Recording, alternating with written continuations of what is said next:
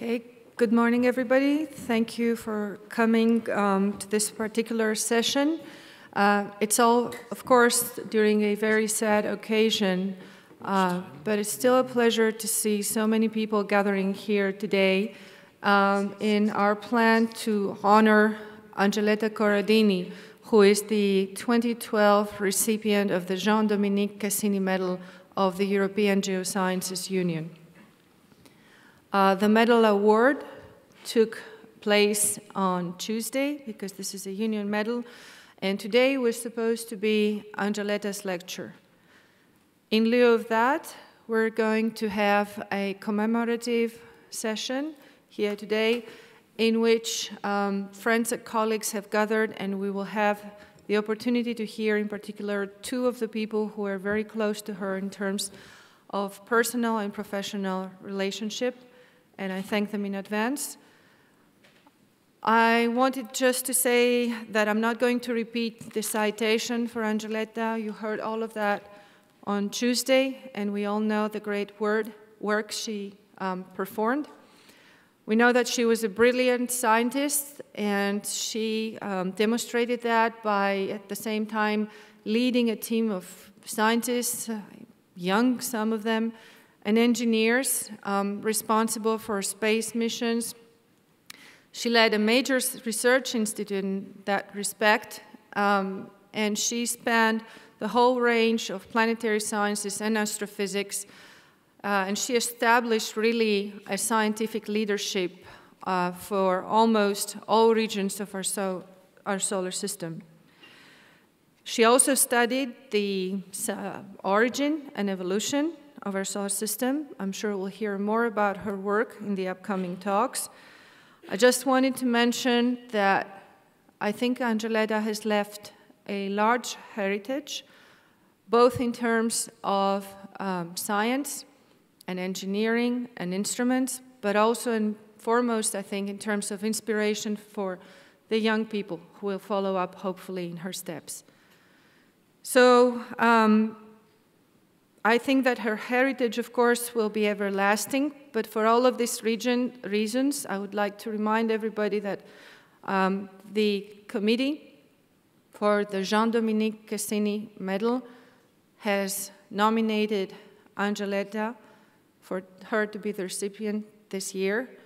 The committee chair, Manuel Grande, and several people from the committee have worked very hard to put together the package, and we have received help from the award committee of the EGU Council also. And thanks to all of these people, we were able to honor Angioletta this year in this way, and we will continue to do this in this relatively short ceremony today with the talks that will follow. At this stage, I would like to ask Angioletta's brother to come up and say perhaps a few words. What will follow is the two talks that I mentioned, one by Jonathan Lunin and one by Jean-Pierre Bibring. And at the end of the talks, if anybody from the audience, would like to say something, they're welcome to come up here and say it. So, Marcello?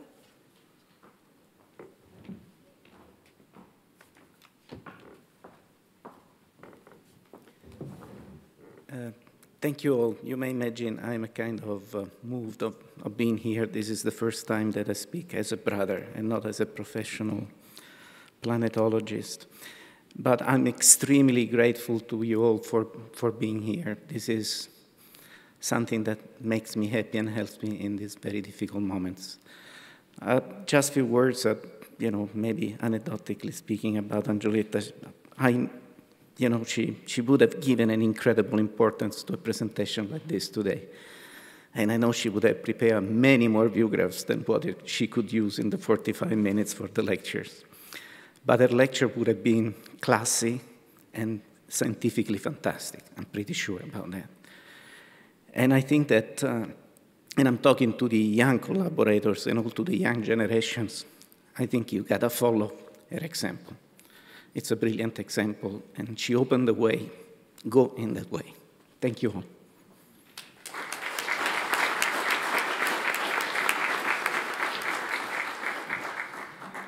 Thank you, Marcello. So we will follow with a first talk by Jonathan Lunin.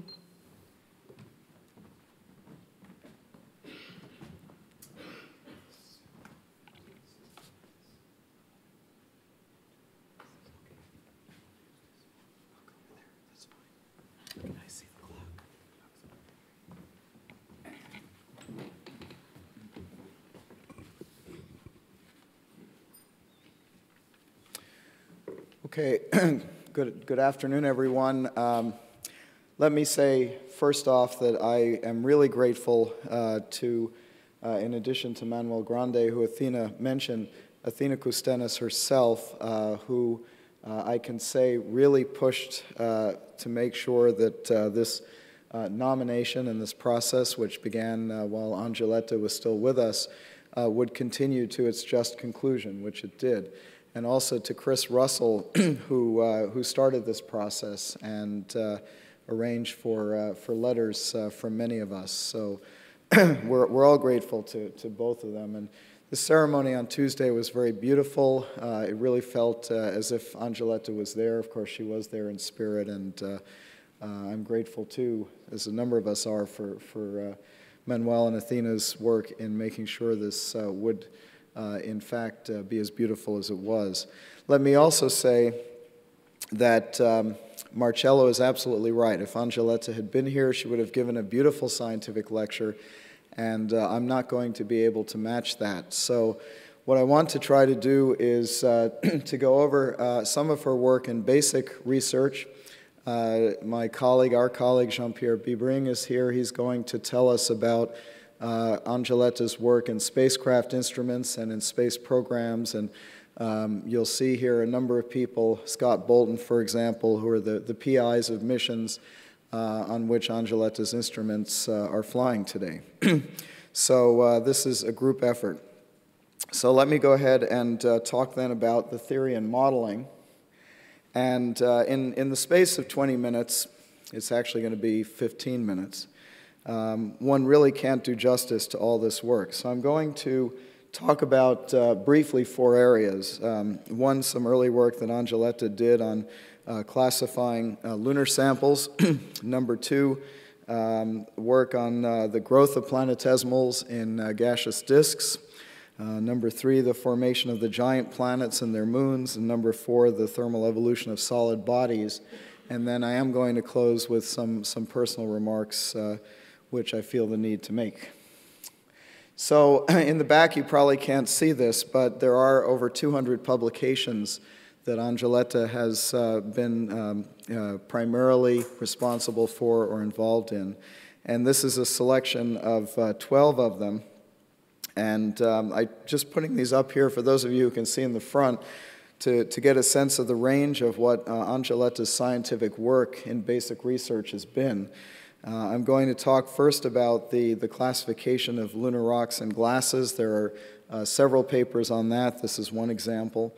Then I'll talk about the processes of grain accretion in protoplanetary disks, and here are a couple of papers by way of example from the late 70s, work that Angioletta led. And then I'll talk about the satellite disk and giant planet formation. There are a number of papers in this area, starting out in the very early 80s, even late 70s, up through until the last few years. And that work continues with Gianfranco Magni and others. And then finally work on the thermal evolution of small bodies in the solar system. So let me start with the classification of lunar samples. This is not an area in which I work, but it's an area that I certainly have appreciation for. And this is some very early work that Angioletta and her group did in collaboration with Anatoly Gavrishin, who in the Soviet Union had put together a protocol, a model for doing multivariate analysis and classification of data sets, which Angioletta then with Anatoly, further developed to allow for the classification of lunar samples. And this went on a long time before the work, for example, on neural network classification of spectral end members that I'm familiar with was used in the late 80s and early 90s. So this was certainly ahead of its time. And the basic idea, if this is a laser pointer, I'm not sure it is, basic idea is that one can potentially set up ways to relate the properties of a number of different samples that have some set of characteristics associated with them. For example, the different oxides that are in lunar samples. And with an appropriate classification scheme, one can determine the relationships among the various samples, which samples are most closely related to each other, which ones will form groups and subgroups. But the problem, of course, is if you have a large number of samples, it's very difficult to get a systematic way, a protocol to do this. And this method that Angioletta and her colleague Gavrishin developed and utilized for lunar samples provides the way to do that.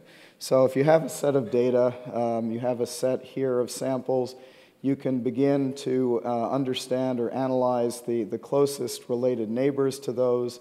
And then once you've done that, you can introduce other data sets, other samples that may be related in a secondary way to the first set through these other samples that are related to the first set. And then on you go until you build up a network of related groups of samples. So that's what's shown on the left from the paper in 1976, and then on the right is an example using basaltic glasses from the Apollo 15 mission, showing how these break out into various groups using this so-called G classification scheme. And from this, it's then possible to understand potentially the origin and relationship of these to each other.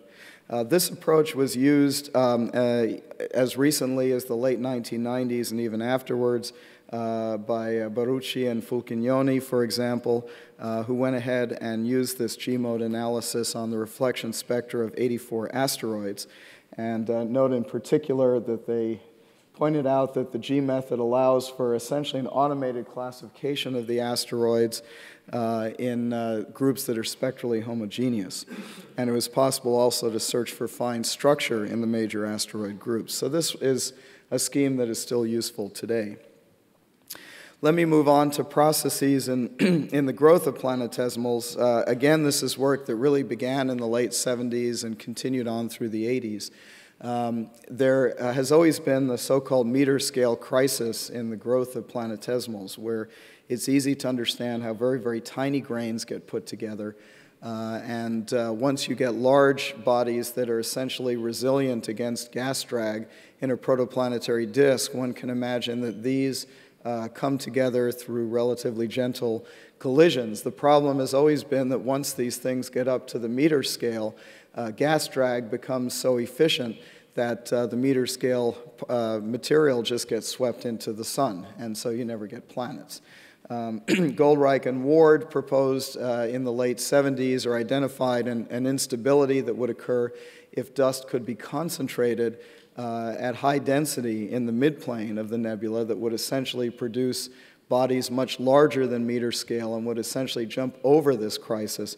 But the problem has always been, how do you get these agglomerations to occur in the presence of potentially turbulence or other motions in the disk? And this is a problem that Angioletta began to tackle very early, only a few years after the Goldreich and Ward paper. And this is an example of some of this work from a paper by Coradini, Federico, and Magni, and of course Costanzo Federico is Angioletta's husband and a professor at Perugia.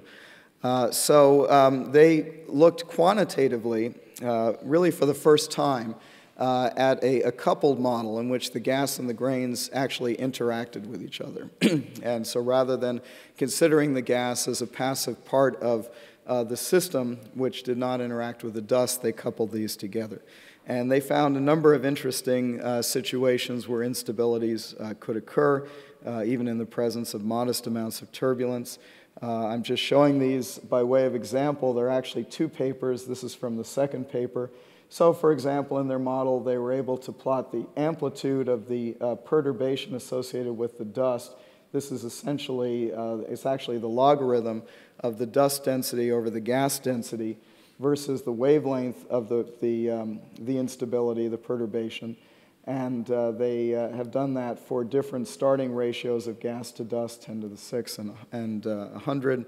And you see some very interesting behavior in terms of the amount of dust that gets concentrated, and then the wavelength of the perturbation and the amplitude of the perturbation are plotted against each other here.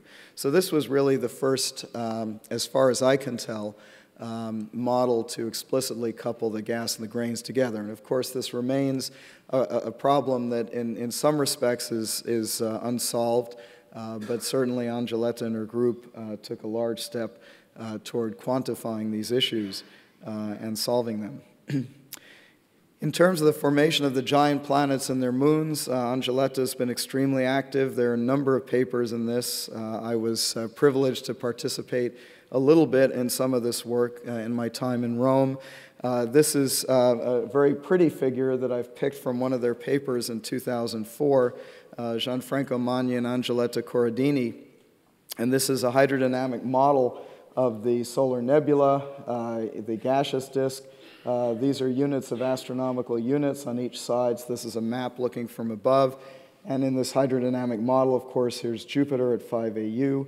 It's beginning to open a gap in the gaseous disk, and the torques associated with that gap with the planet and with the disk material on either side are creating these now familiar wings that are seen in many hydrodynamic models of material that is flowing along and sometimes into these giant planets. But what Angioletta did that was really different from what other groups have done, and still is different, is to try to couple these sorts of models directly to the properties of the material from which the satellites of the giant planets themselves formed. So it was always traditional, no matter what the sophistication of the solar nebula models, to regard the protosatellite disks as a separate model that you would essentially embed within the solar nebula as a kind of a set piece. And the boundary conditions from the solar nebula would be certainly applied to the satellite nebula, but there was no interaction hydrodynamically between the solar nebula as a gaseous protoplanetary disk and the satellite-forming disk. And in fact, Angioletta and her group have been working on connecting these two for many, many years. This is a particularly important paper in that regard. And so what I'm showing here, again from that paper, is a map from above. This is, again, astronomical units, but on a much finer scale. In both cases, Jupiter is in the middle. These are contours of a function that's related to the ratio of the kinetic energy to the gravitational energy of the material here.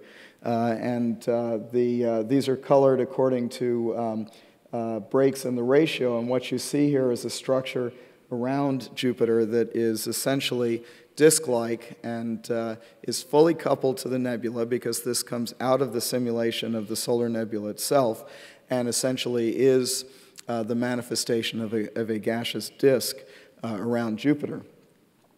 So in modeling this, Angioletta and her group have looked at explicitly what effect these disks would have on the way that satellites form. And so by way of example, here's a plot of the angular momentum, the specific angular momentum, versus the logarithm of the mass of the solar nebula in units normalized to the mass of the sun for various stages of growth of Jupiter, 0.25 times the mass of Jupiter, half the mass of Jupiter, and then the mass of Jupiter. And you see this horizontal line is the actual specific angular momentum of Jupiter and the Galilean satellites.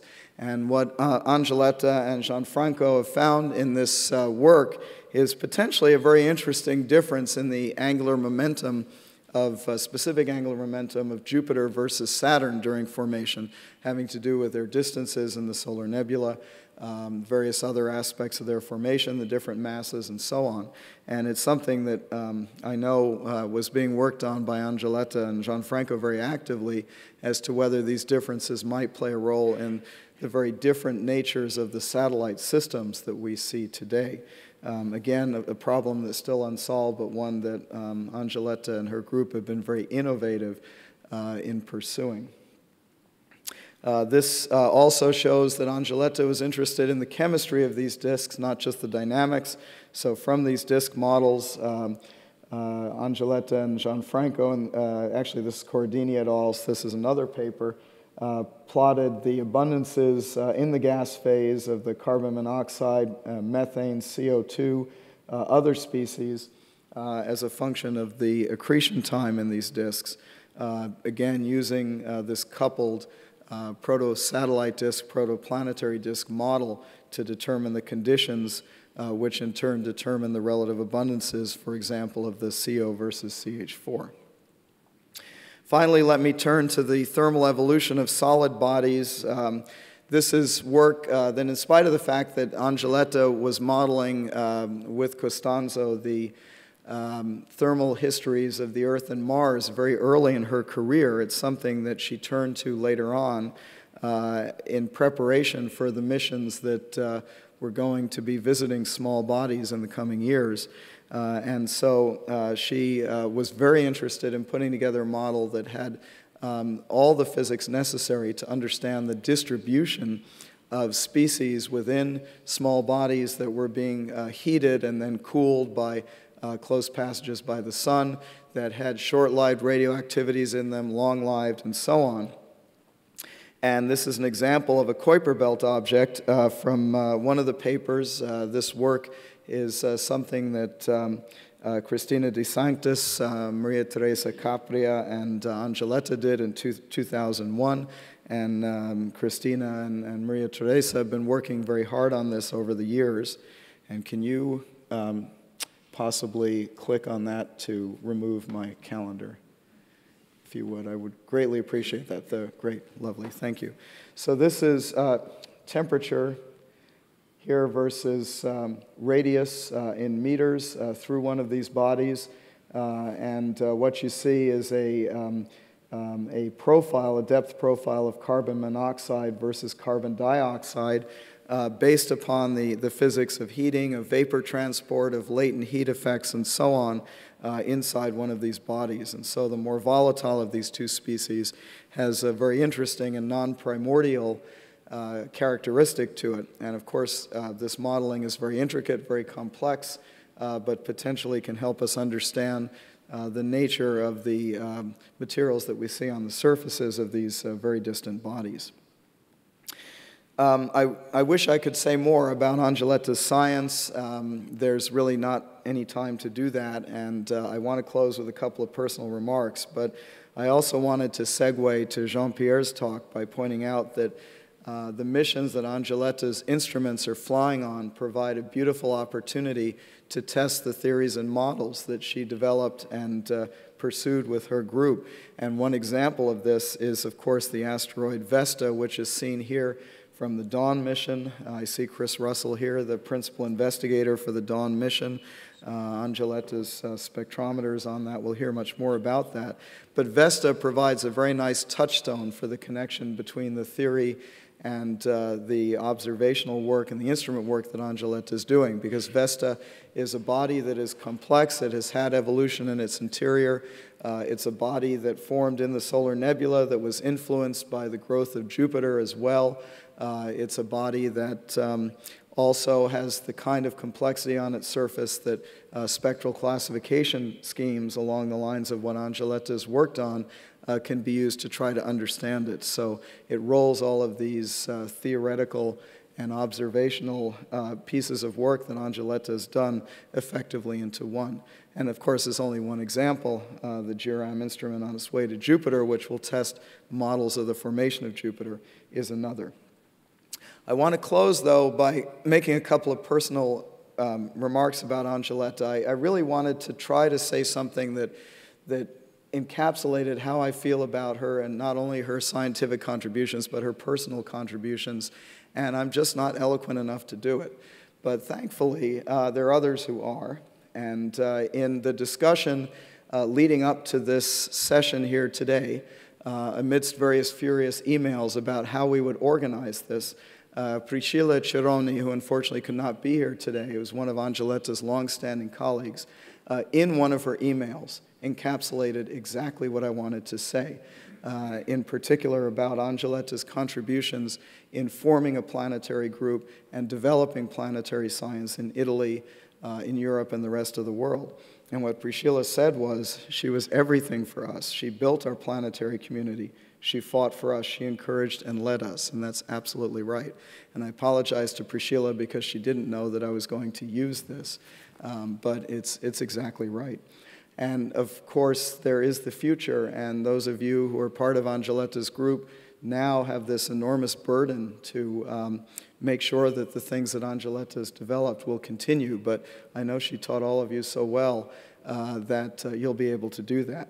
And so finally, I want to close by trying to encapsulate what Angioletta meant, I think, to all of us in terms of science. There are a few people who literally put their lives into what they do and essentially give their lives for what they do. And Angioletta, not just figuratively, but literally did that. The energy that she expended in working to maintain planetary science in Italy and around the world is one of the reasons that we're here today, and she's not here with us. And there's a poem about heroes and people who give their lives that way by Stephen Spender, who was an English poet. And it's too long to read the whole thing, so I want to read just a portion of it, the beginning and the end. I think continually of those who were truly great, who from the womb remembered the soul's history, through corridors of light where the hours are suns, endless and singing. Near the snow, near the sun, in the highest fields, see how these names are faded by the waving grass and by the streamers of white cloud, and whispers of wind in the listening sky. The names of those who in their lives fought for life, who wore at their heart the fire's center. Born of the sun, they traveled a short while toward the sun, and left the vivid air signed with their honor.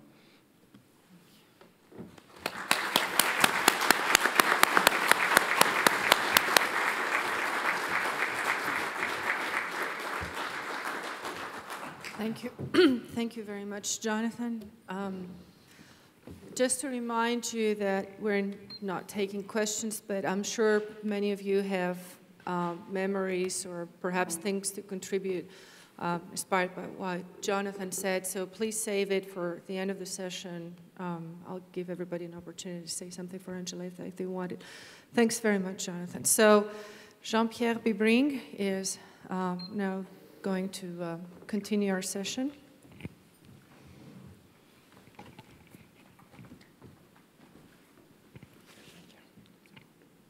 You can put it on.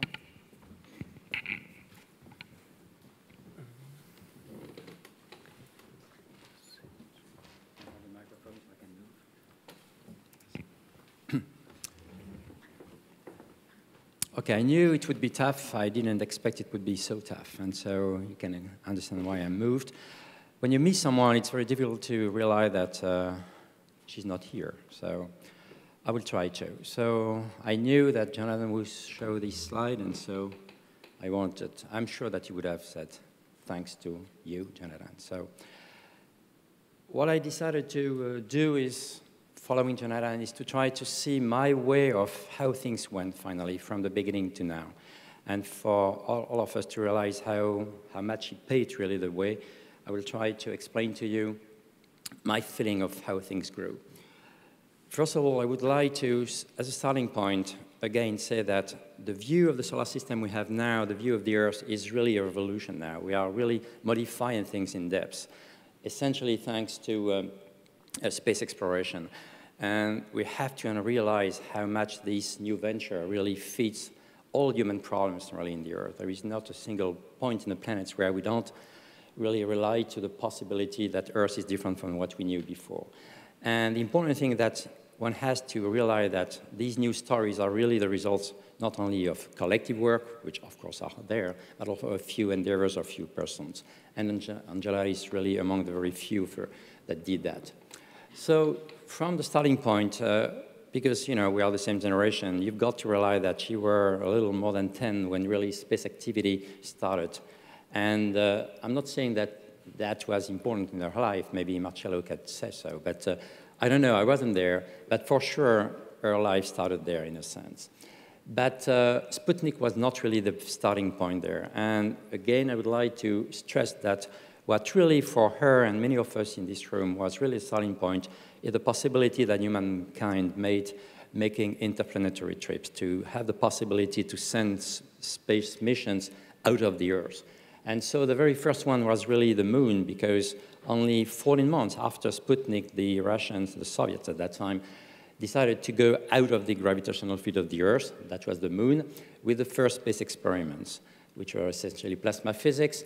And as you know, the really cornerstone was a few months later, for the second anniversary of Sputnik, the Russians decided not only to go to the moon, but to go behind the moon, to make a satellite there, and to make the very first picture taken in space. And if I show this one, Angioletta was only 13 years old at that time. That's really because that's the true ancestor of what she did a few years later, like Wims V, the Omega Veneer, the Virtus V, all the visible channel really have this ancestor there, a little better, as you know. And for her, the real driving event was, of course, the Apollo landing.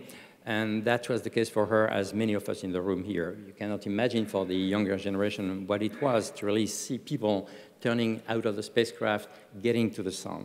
But of course, the important thing was really that they went, not for that, but they did that for sampling more than 300 kilograms of samples. They roved on the surface, Apollo 15, and you just heard what was the outcome of that, and returning to the Earth. That was the very last return by the end of 72 here. And that's been the starting point of the analysis that some of us did. And these are some of the spherules that Angioletta decided to work on. And as you understood, she essentially focused her work on the cratering, all the events that occur on the moon as a few fantastic detectors of impact, which as a result make these big spherules and glassy agglutinates. And actually, this paper reminds everyone that Italy at that time, they were very young. They decided, here is Angioletta, there she was 25. At the center here, you have Marcello, who was sort of the leader of this team, bright people, 25 to 30, no more than that. And they were among the very first to receive Lunar Samples. They decided to do so, and that was the very first paper written by Angioletta and co-authors, which is, and on spherules, agglutinates. This was followed, this is the very first page. It was at the LPSC conference in '72, as you can see here, the third LPSC conference in Houston.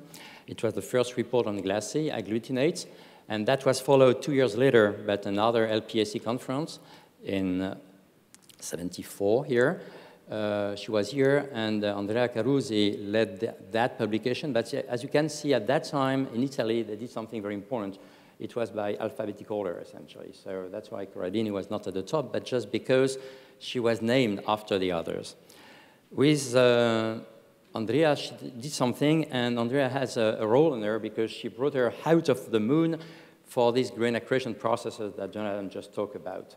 So actually, there has been a paper right at the beginning of Angioletta's life, not only on the moon, but also on. And if I do that, it's just to see that, of course, just following Coradini, you have Costanzo here.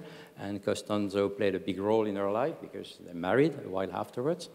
And Marcello was just behind that. And Antonella, as you might know, these were really the two brothers, I would say, at that point. And for those who remind the Jules and Jim movie, it was really Jeanne Moreau and Angioletta playing the same role with two marvelous guys over there. And that's the same, you have here Jeanne Moreau, Angioletta exactly playing the same role, the two guys here. And here they are. So that was the life in Rome at that time. Angioletta with the two, Marcello and Costanzo here, which really kept good friendship up to very recently. Coradini finally had a first author paper with Anatoli and Marcello by '76, and that was the summary of this activity that lasted 4 years, essentially. And this is the paper that Jonathan alluded about. But of course, 76 was something very important in solar system physics because it was the Viking arrival on Mars. And so 76 was the time where essentially Angioletta moved from the moon to Mars, and she was interested not only on what happened on the ground, but from the orbiter. And what you see here is Angioletta, again, with the two Jules and Jim there, Marcello here and Costanzo behind, looking at what they could do on the cratering on Mars. And that's what they did. Here, first paper on Mars.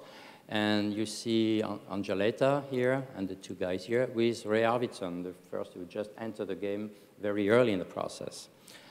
Then, of course, this friendship lasted until now, I would say, right? You can't really move from that. But it's also the first time that the brother went in the loop.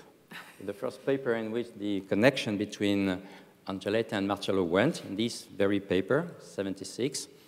And I could not resist in finding this paper when you see Marcello here as the fratello dell'Angioletta, della sorella. Here is Angioletta at the time. That dog looking at him. And, well, you know,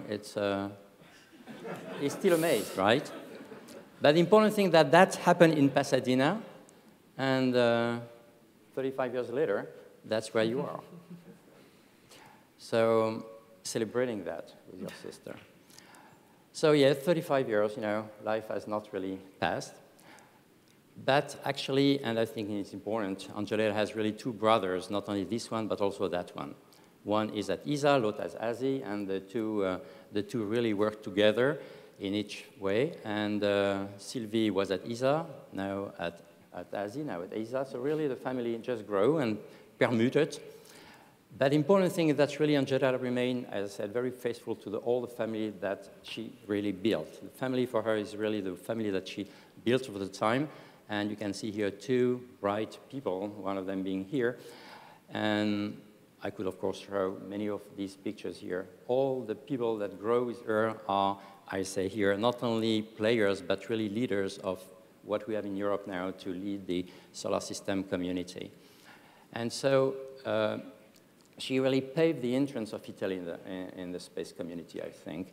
It's important to remark that. And what I want now is just to give a very few milestones of the way it's been done to my understanding. It might be wrong, but at least I will say. One people that you have to remind here that, I mean, without him, nothing would have happened is Vassili Morozov, who passed in 2004. He's really the one who, I like this picture that I have shown several times because it was done in Rome, you know, the Bocca della Verità, and really that's a good celebration of Vassili here. The very first way, and I think it's important to remind that, he is really the one who introduced Italy in the game. And actually, he introduced Italy in the game through us, in a sense, because in 88, when Omega was decided for Mars 92, he asked me to invite Italy to join. And I said, well, I don't know anyone there. But he said, well, go to Vittorio Formizzano. He was on Vega and plasma physics. He should turn a little bit from plasma physics to something more. And so I went to Vittorio, and we didn't know what to do with that, really. I didn't know, so we went there. And finally, we offered Vittorio to work. He didn't know what infrared astronomy was, to work on CCDs, because that was much easier. And so that's the origin of the visible channel of Omega being co-aligned with the infrared channel. And as you will see, it has. And so really, we have these co-aligned channels here built from the wish of Vassili, and it was very powerful for the future. So, and you know, a few years later, you see here Vittorio and myself at one of these ESA conferences. But of course, in '88, to have Vittorio entering the game, he also entered where we were, which was on ISM, on Phobos. And so he entered the game not only with the CCD, but also with the infrared spectrometer that we were building there. And Angioletta was invited to join. And so really, she entered that game through ISM at that time. Phobos, the Phobos 2 mission was absolutely spectacular. This is a tree image of Phobos and Mars on the background here. This is what ISM has done. I'm not going to summarize that, except to say that that has been reduced not only in France and in a few countries in the United States, but also in Italy. And this is the very first paper where Angioletta and Vittorio did some ISM contribution there in '92, so rapidly after. And this led to another paper, which is important, with Priscilla, which was on the previous picture. And that's the abstract that I'm not going to read here, but just to emphasize that the work that they have done on the lunar samples were immediately extrapolated to what we could do on Mars and Phobos. And that's what is said here, that there are ways to identify by just pure statistical methods terrains on the surface of a planet. The second thing that really was also essentially important, I think at that time it's important for everyone to know that, it is Vasily who refused something important. In '88, for the first time, the United States decided to join the Soviet Union in cooperation. That was the very first time, a few months before the collapse of the Soviet Union. And the United States delegation went to Moscow and said to the colleague there, we offer VIMS as an infrared spectrometer for your Mars 92 or Mars 94 mission. And everyone was really astonished that Vasily, instead of saying yes, said no, we don't, because we already have one. It's Omega, it's decided. But if you want to join, go and ask them if you want to join. And so that's why a few days later, 4 of us went to NASA. I never was at NASA before. I did not even know it existed, really. And so we went at NASA, and that was here. You can see it. It's very important. On a blackboard, after 12 hours of discussion, we had decided there would be a single instrument named Omega VIMS, and that would fly on 4 missions. 2 would be led by JPL, and 2 would be led by France. And the 2 of them canceled. The 2 others are still there. And so that was really the birth of this Omega and VIMS cooperation. So from Omega, we make Omega VIMS. And the reason why there has been this co-align channel that we have the possibility to impose to VIMS that it's important to have visible and infrared co-align instead of having them in the same array. So we imposed that. It has made some changes. But that was important because a few months later, as usual, the United States canceled its contribution. So they were no longer on Omega. We decided to stay on VIMS, because why not? And so Omega and VIMS remained, but they remained with co-align channels, both of them. And so this is how finally all the spectrometers that we have in space now are still cooperating, visible and infrared, but not on a single detector.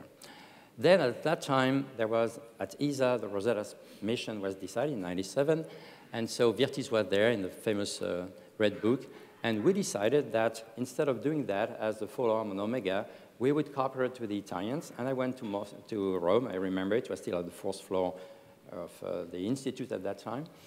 And we offered Angioletta to say, take the lead. We will go to something different. We'll go to in-situ measurement. Take the lead on that. And we will transfer off what we can do that. And really, we did that. What we continue to do is the calibration of that, and that's a fantastic picture taken with 2 space instruments. Omega is in here, and Virtis Rosetta is in here, when they were calibrated at the same time prior to launch at IAS. And this really has ignited for Angioletta a huge route that very rapidly she took on her own.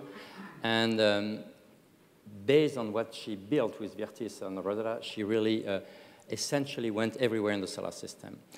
This was done on a unique partnership at that time that she built between her institute, IAS, ASI, of course, and ESA. And this an industry that I should have done here, put here. And that was done also because she had a group that benefited to the group, and that was benefited from the group, of course, that she had here.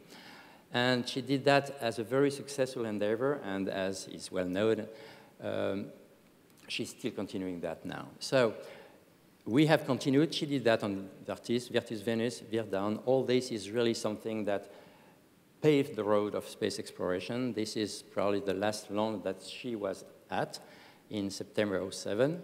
And that's a picture taken there during the Dawn launch with many friends that most of you know in this room here. So she started with the moon in '70s, '72. She went from Phobos, VIMS Cassini on the way, Virtis Rosetta, Virtis Venus Express, Virdown, amazing. Then for the future, of course, we hope that cooperation will continue. And we have already a lot of routes which are really well drawn here on Mars with ExoMars, then MSR, we hope, on JUICE, on Baby Colombo. That's really finalized. So we can really say that Angioletta is really in the middle of a process that really has fed the entire solar system almost.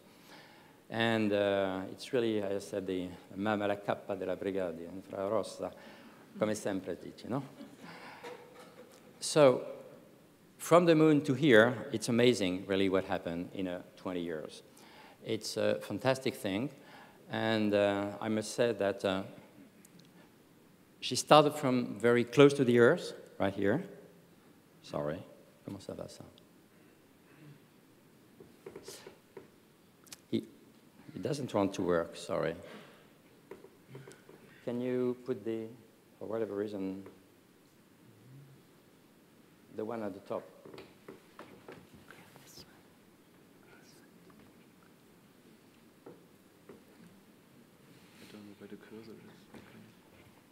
Non c'è speranza di far da soli.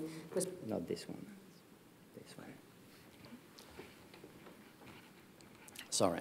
So she paved that, and as I say here, she has really populated the solar system with instruments, but not only instruments.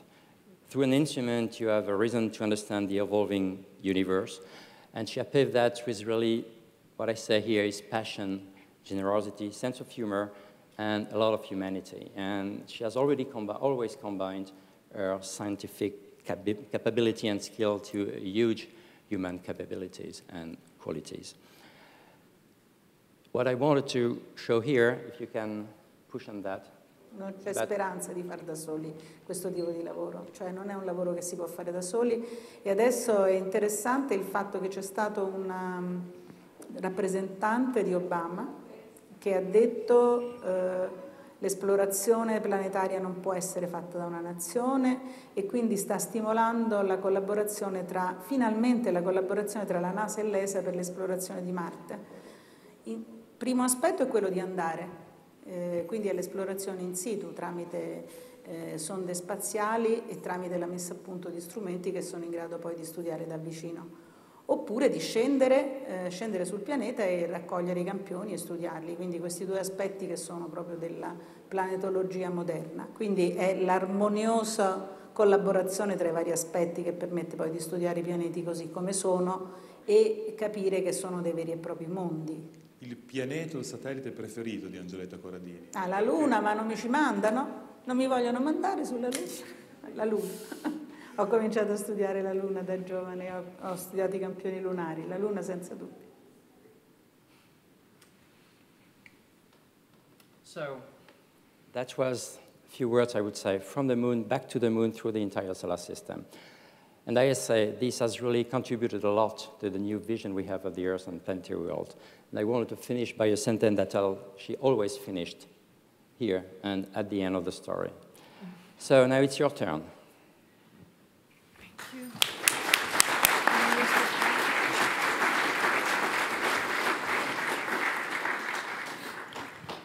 Thank you, Jean-Pierre. Thank you enormously. Both of our speakers have done a lot of research to put these talks together, and I'm sure Angioletta has probably found her way to the moon now. So I would be very happy if someone sitting here would like to offer a comment or an additional anecdote or a memory. If you have, please, this is the time.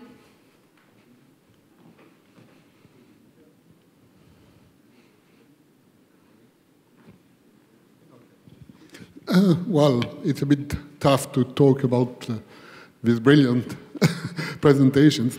I would like to stress the background work which goes behind planetary missions. All of you are aware that it takes enormous effort to get these huge missions going through, and Angioletta was clearly a driving factor in all these years in the committees, in the community, really pushing for a wide range of planetary missions, as has been explained. I was sitting with her on committees since about 30 or 40, almost 40 years now.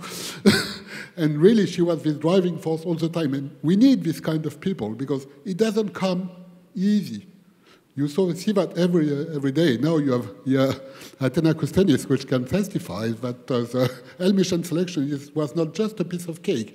So I really want to stress, yes, this background work, this politics of science work, doesn't sound very flashy or whatever, but for planetary science, it's a critical part of the job. It almost seems miraculous, the achievements that Angioletta managed to put on the table. So I don't know that it will happen again, but she was an exceptional person. Someone else? Sure. So for those of you that don't know me, I'm Scott Bolton, and I'm the principal investigator for Juno. That was another mission that Angioletta has an instrument on. I met her many years ago, and her achievements are remarkable. I mean, I think anybody that watched those presentations is sort of in awe. There aren't many people like her. But when I worked with her and got to know her, I realized that she was an amazing person inside. I mean, she was, and it was really unique. I mean, she accomplished all these things with generosity, kindness, just dignity and amazing honesty. I mean, so she wasn't the type of person that, was fighting to get on something or doing this, but she was fighting for what she believed, of course. But she was always very kind and honest and with a lot of dignity, and I really looked up to her from that, and I tried to learn from her, and I hope I did. I can't do what she did. But, the other thing that is really amazing is she made these incredible contributions in theory and modeling, as you heard from Jonathan, and then she was pumping out scientific instruments to fly on spacecraft missions that were, truly outstanding instruments that were pushing the edge of technology and what we know in order for us to learn things. That combination is amazingly rare. I mean, I wish we had more of it in our field. I wish I could say I was one of those people. To be able to do that in theory and to be able to build hardware and lead that and make sure the instruments operated and got the data. I mean, that, that's a Galileo or Michelangelo type feat. I mean, this is a Renaissance person that we're talking and honoring here. And in fact, she was, I was able to share with her, a love of music and art. I mean, she really was a Renaissance person. And so I just wanted to share that with you, and I want to thank her for everything I've learned and everything she gave to our field and to humanity itself. And she didn't make it to the Juno launch, unfortunately. It would have been another launch after Dawn. And I was really sad to find out that she wasn't able to come. But we launched in August of 2011, and we're certainly carrying something of her all the way out to Jupiter. And so I thank you all for coming and sharing this. Thank you, Scott. Thanks very much. Does anybody else want to speak or offer a comment? If not, I would like to say again that our thanks go to everybody here, but I would like to just name the people in the Dominique Cassini committee who helped immensely to be able to honor Angioletta today. Manuel Grande was the chair. You heard about Chris Russell, who did a lot of work there. Michel Blanc, Yves Langevin is on the committee. Gerard Hardendale. Also, Risto Pellinen. Yanis Dandouras helped a lot in putting all of this together, and Alberto Montanari really pushed and helped us put this through. My thanks, immense thanks to Jonathan and Jean-Pierre. You did a wonderful job, a lot of archaeoastronomy, something to bring all of these wonderful pictures back to us. Hope I'm not forgetting anyone, but anyway, thank you all for being here, for commemorating Angioletta, and help me thank you all, and thank her for the inspiration she's given us so far and for the future.